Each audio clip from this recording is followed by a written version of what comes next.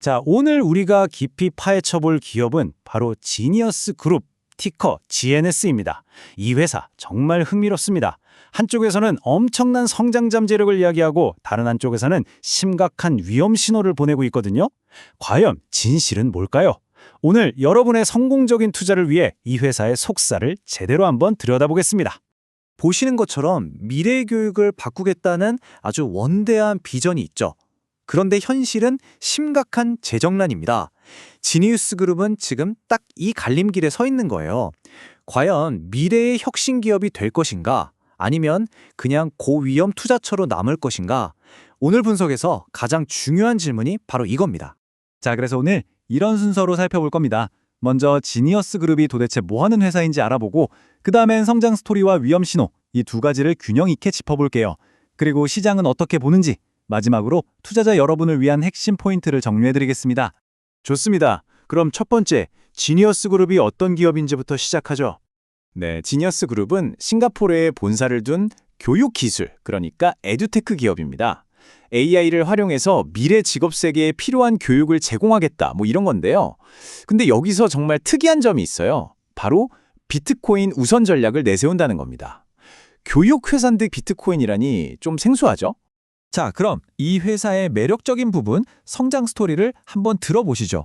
GNS에 투자해야 한다고 주장하는 사람들은 과연 뭘 보고 있는 걸까요? 일단 규모부터가 상당합니다. 전 세계 100개가 넘는 나라에서 무려 610만 명. 이 정도면 이미 글로벌 시장에서 확실히 자리를 잡았다고 볼 수 있겠죠. 매출 성장세는 정말 눈부십니다. 2025년 실적을 보면 다른 회사들을 인수한 효과까지 포함해서 추정 매출이 1,360만 달러를 기록했어요. 이게 무려 80%나 증가한 수치입니다. 그야말로 폭발적인 성장세죠. 그리고 이 기세가 꺾일 것 같지가 않아요. 2020년에는 매출이 48% 더 늘어서 2천만 달러를 넘길 걸로 보고 있고요.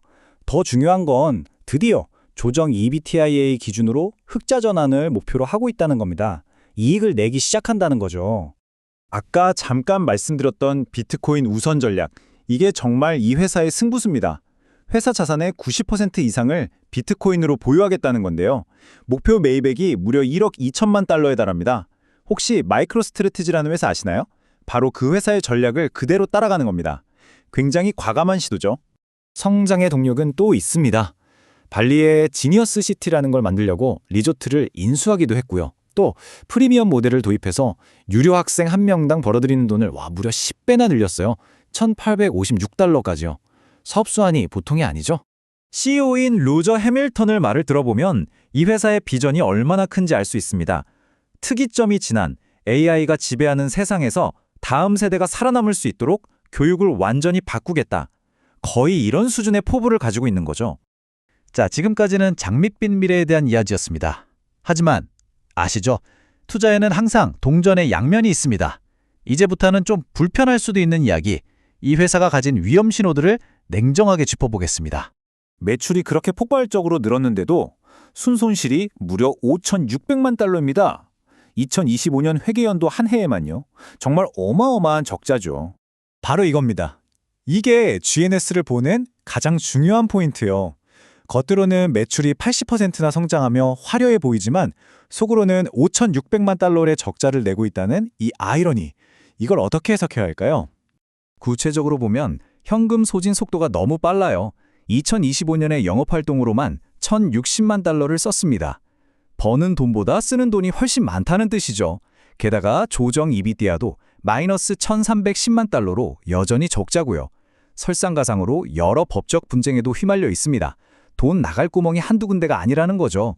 그리고 이런 것도 그냥 넘기면 안 됩니다. 2023년 5월에는 연례 보고서를 제때 제출하지 못해서 뉴욕증권거래소로부터 경고를 받기도 했어요. 상장 유지 기준을 못 지켰다는 건데 이게 투자자 입장에서는 신뢰도에 금이 갈 수 있는 부분이죠. 자, 상황이 이렇다 보니 정말 헷갈리시죠? 성장 스토리도 그럴듯하고 위험 신호도 명확하고 이럴 땐 시장의 데이터를 보는 게 도움이 됩니다. 과연 데이터는 뭐라고 말하고 있을까요? 기술적 지표를 한번 보시죠. 오실레이터는 중립이라고 쳐도 이동평균선이 아주 강력하게 매도를 외치고 있습니다. 단기적인 주가 흐름은 좋지 않다는 명백한 신호죠. 그런데 말입니다. 정말 재미있는 건 바로 다음입니다. 기술적 지표는 팔아라고 하는데 월가 애널리스트들은 정반대 이야기를 하고 있어요. 12개월 목표 주가 평균이 무려 3.70달러입니다. 이게 현재 주가 대비 850% 이상 오를 수 있다는 뜻이에요. 완전히 다른 이야기죠? 바로 이 지점이 이 주식의 본질을 보여줍니다. 하이 리스크, 하이 리턴. 일부 장기 예측 모델은 더합니다. 2050년에는 주가가 52달러를 넘을 수도 있다고 예측하고 있거든요. 정말 극과 극을 달리는 전망이죠. 자, 그럼 이 모든 복잡한 내용을 투자자 여러분이 딱 기억하기 쉽게 핵심만 요약해드리겠습니다. 딜레마가 바로 여기에 있습니다. 긍정적인 쪽을 보면요. AI와 비트코인을 결합한 혁신적인 전략, 폭발적인 성장 잠재력, 그리고 계속 늘어나는 글로벌 사용자들이 보입니다. 하지만 부정적인 쪽을 보면 막대한 순손실과 높은 현금 소진율, 부정적인 기술적 지표, 그리고 끝나지 않은 법적 문제들이 발목을 잡고 있죠. 결국 이 질문에 답을 해야 합니다. 폭발적인 성장 가능성에 베팅하시겠습니까? 아니면 심각한 재무 위험 앞에서 일단 멈추시겠습니까? 이 원대한 비전을 믿고 현재의 어려움을 감수할 것인지, 그 선택은 오롯이 투자자 여러분의 몫입니다.